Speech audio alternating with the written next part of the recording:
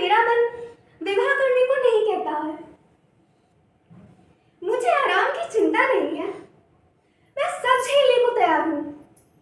और तुम जो काम कहोगी उसे सिर आंखों के बल कहूंगी, पर विवाह करने को मुझसे ना कहो।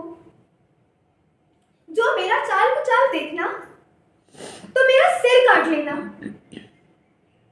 अगर सच्चे बाप की बेटी होंगी तो वादे की भी पक्की होंगी। और फिर लज्जा बचाने वाला तो भगवान है। मेरी क्या हस्ती कि इसके आगे कुछ कहूं।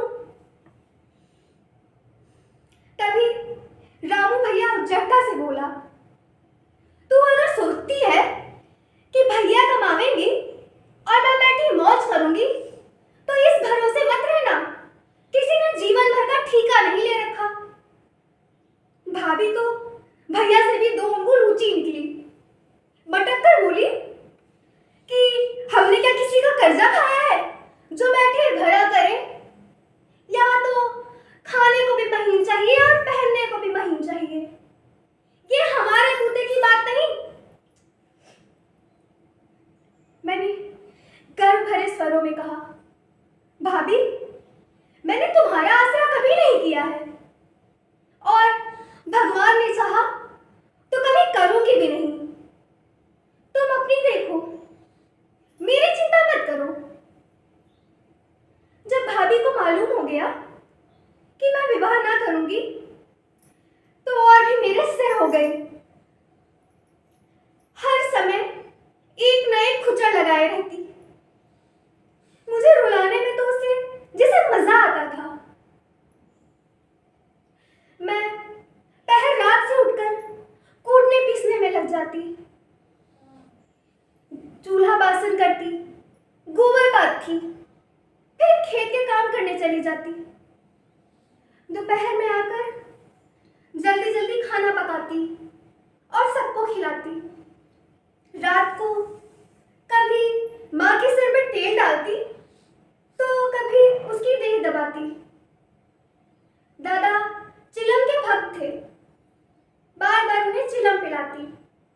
हाँ, भैया काम करने से मना ना करती, सोचती ये तो जवान आदमी है, अगर ये काम ना करेगा तो गृहस्थी कैसे चलेगी। पर रामू भैया को ये बुरा लगता। कहता, अम्मा बाबूजी को तिनका तक नहीं उठाने देती और मुझे पीसना चाहती है। यहाँ तक कि एक दिन तो वो जामे से बाहर हो गया। मुझसे बोला कि दोनों से इतना ही मोह है तो अलग लेके क्यों नहीं रहती। तब सेवा करो तो मालूम हो सेवा मीठी लगती है या कड़वी। दूसरे के बल पर वाहवाही लेना आसान है, बहादुर तो वो है जो अपने बल पर कार्य करे। मैंने कुछ उत्तर ना दिया। बात के बढ़ जाने का भय था, पर अम्मा दादा वहीं बैठे सुन रहे थे। दादा से रहा ना गया। वो बोले, क्या है रामू, क्यों बेचारी गरीबी से लड़ रहे हो। भैया पलट कर बोला, आप क्यों बीच में कूदते हो, मैं तो उसे कहता था। दादा बोले, जब तक मैं जीवित हूं तुम उसे कुछ नहीं कह सकते। मेरे बात जो मन में आए करना। भैया फिर से बोला कि बेटी इतनी ही प्यारी है तो गले बांध कर रखो, मुझसे तो ना सहा जाता। दादा बोले, ठीक है, अगर तुम्हारी यही मर्जी है तो यही होगा। मैं कल जाकर गांव के आदमियों को बुलाकर बंटवारा कर दूंगा। उस रात जब दादा लेटे तो पुरानी बात याद आई। जब रामू भैया के जन्मदिन पर